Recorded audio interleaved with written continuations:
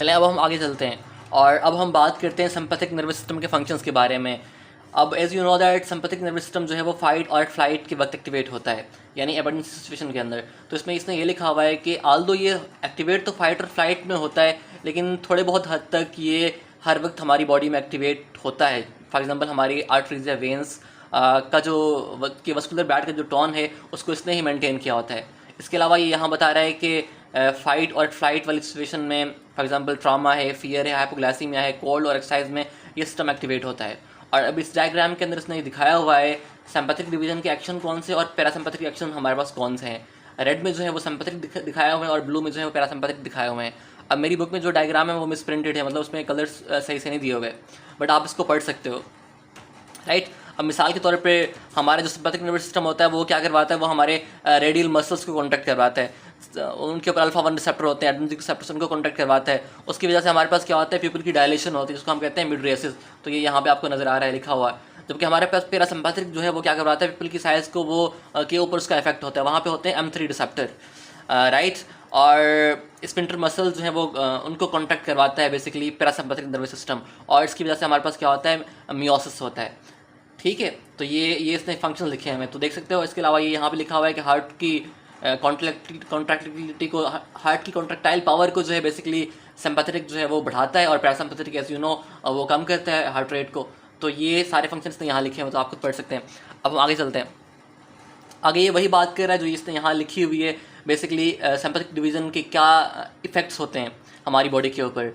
एक इफ़ेक्ट तो ये होता है कि हमारा हार्ट रेट बढ़ता है, हमारे ब्लड प्रेशर बढ़ता है, और हमारी जो energy stores, for example lipid जो स्टोर हमारी बॉडी में पड़ा हुआ है डिपोज के अंदर, उसकी यूटिलाइजेशन होती है, यानी लाइपोलाइसिस होता है।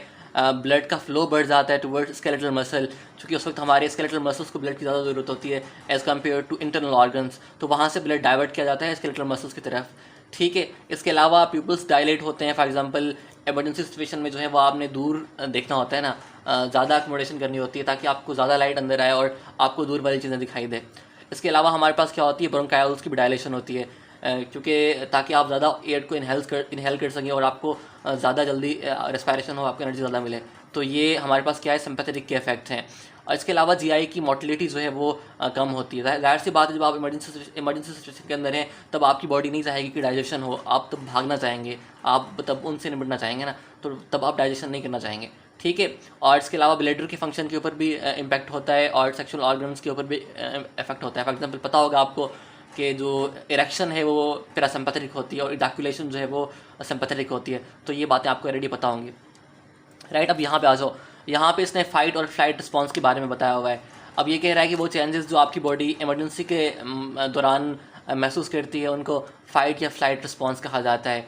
और ये दो तरह से एक्टिवेट हो सकती हैं, या तो डायरेक्टली जो है वो आपका सिंपैथिक नर्वस सिस्टम मतलब इफेक्टर ऑर्गन्स को एक्टिवेट कर दे, या जो है वो आपका एड्रेनल मेडुला जो है वो जो है वो नॉर एपिनेफ्रिन रिलीज़ करे, यानी उसकी स्टिमुलेशन हो, ठीक है। तब भी हमारे पास क्या होगा, ये फाइट और फ्लाइट रिस्पॉन्स आ सकता है। अब एड्रेनल मेडुला जो हार्मोन्स रिलीज़ करता है वो डायरेक्टली कहाँ जाते हैं, ब्लड स्ट्रीम में जाते हैं।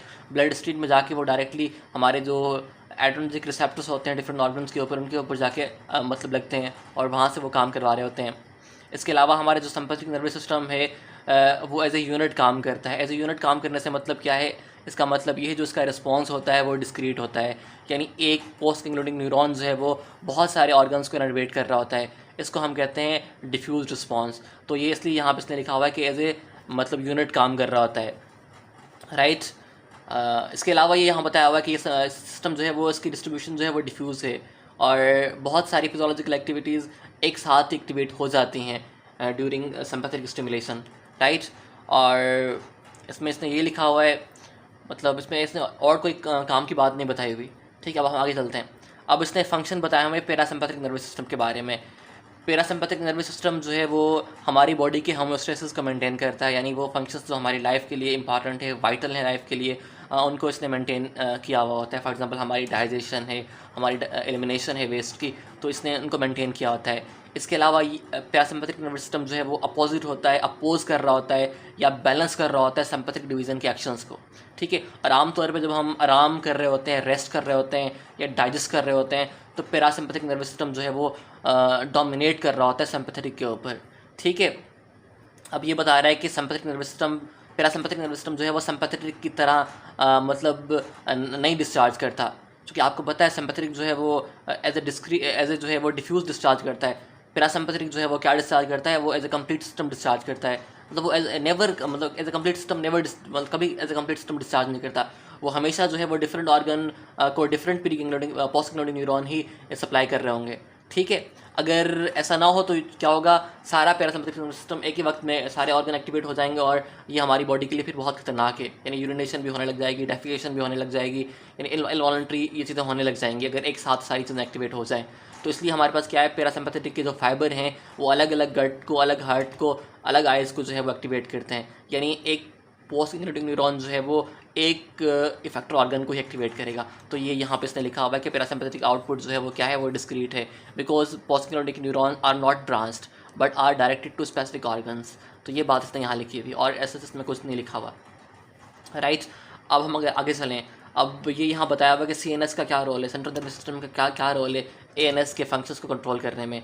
अब ANS जो है वो आल्दो ये मोटर सिस्टम है, लेकिन इसको फिर भी थोड़ा बहुत सेंसरी इनपुट चाहिए होता है हमारे पेरिफेरल स्ट्रक्चर से, ताकि उनको पता चलता रहे कि हमारी करंट बॉडी की स्टेट क्या है, यानी एक फीडबैक बैलेंस जो है वो मेंटेन रहे।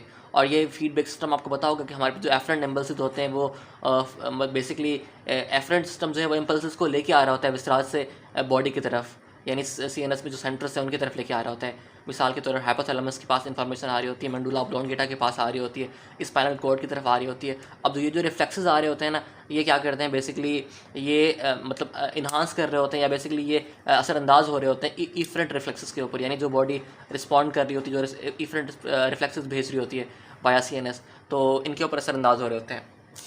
अब हम आगे चलते हैं। अब ये रिफ्लेक्स आर्क बताई हुई है, रिफ्लेक्स आर्क में बेसिकली वही चीज़ बताई हुई है कि फॉर एग्जांपल अगर आपकी बॉडी का ब्लड प्रेशर ड्रॉप हुआ है तो सेंसरी जो रिसेप्टर पड़े हुए हैं, आपकी बेरो रिसेप्टर्स जो पड़े हुए हैं हार्ट के वेना केवा के अंदर या एरोटिक आर्ट्स के अंदर या कैरोटिड साइनस के अंदर, वो सेंस करेंगे कि ब्लड प्रेशर कम हुआ है, तो बेसिकली वो फिर कम सिग्नल्स भेजेंगे सिंपैथेटिक उसको क्या कहते हैं, सॉरी कम सिग्नल भेजेंगे CNS की तरफ, और CNS को पता चल जाएगा कि हमारे के जो है वो ब्लड प्रेशर जो है वो कम हो गया, तो तभी कम सिग्नल आ रहे हैं। तो फिर वो क्या करेगा, वो सिंपैथेटिक को एक्टिवेट कर देगा, पैरासिम्पैथेटिक डिवीजन को कम कर देगा, ठीक है ना, सिंपैथेटिक आउटपुट को बढ़ा देगा, पैरासिम्पैथेटिक को कम कर देगा। तो ये बात इसने यहाँ बताई हुई है। तो ये बेसिकली वही फीडबैक रिस्पॉन्स जो पीछे हम पढ़ गए हैं उसको इसने बताया हुआ है, ठीक है। इसको हम बेसिकली मतलब कह सकते हैं कि ये कंपनसेटरी रिस्पॉन्स है, हमारी बॉडी का अपना कंपनसेटरी रिस्पॉन्स है। मतलब in the presence of the low blood pressure या ब्लड प्रेशर बढ़ जाएगा तब भी ये काम करेगा, ज़्यादा सिग्नल्स भेजेगा और फिर वहाँ से जो क्या होगा, पैरासिम्पैथेटिक आउटफ्लो को बढ़ा दिया जाएगा, सिम्पैथेटिक को कम कर दिया जाएगा, ठीक है। तो ये यहाँ पे इसने बताया हुआ है, ऐसे कोई बात नहीं बताई हुई। और ये यहाँ पे इसने डायग्राम में दिखाया भी हुआ है कि ब्लड प्रेशर ड्रॉप हुआ है तो बेरो रिसेप्टर के ऊपर जो स्ट्रेच है वो कम हुआ है, और जो सिग्नल्स जा रहे थे मेडुला के पास, जो एफरेंट इम्पल्स जा रहे थे वो कम हो गए। तो इसका रिस्पॉन्स क्या है, इसका रिस्पॉन्स ये आया कि पैरासिम्पैथेटिक को इन्होंने जो है वो इनहिबिट कर दिया और सिम्पैथेटिक को बढ़ा दिया। आपको पता है सिम्पैथेटिक जो है वो हार्ट रेट को बढ़ाता है, पैरासिम्पैथेटिक हार्ट रेट को कम करता है, कॉन्ट्रेक्टेड को हार्ट की कॉन्ट्रैक्टाइल पावर को कम करता है। तो बेसिकली ये किया। इसके अलावा इन्होंने क्या किया, पेरिफेरल रेजिस्टेंस को बढ़ा दिया।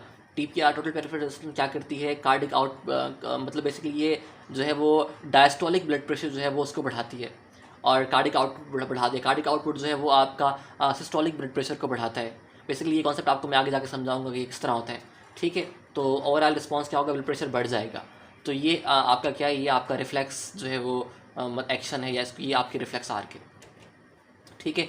इसके अलावा अब इसने यहाँ बताया हुआ इमोशंस और ANS के बारे में कि कोई स्टिमुलाई जो हमारी स्ट्रॉन्ग फीलिंग्स को इवॉक करे, जिस तरह से फियर है, रेज है, प्लेयर है, वो ANS की एक्टिविटीज़ को मॉडिफाई कर सकता है, यानी उसका इम्पैक्ट ANS की एक्टिविटीज़ के ऊपर हो सकता है, ठीक है।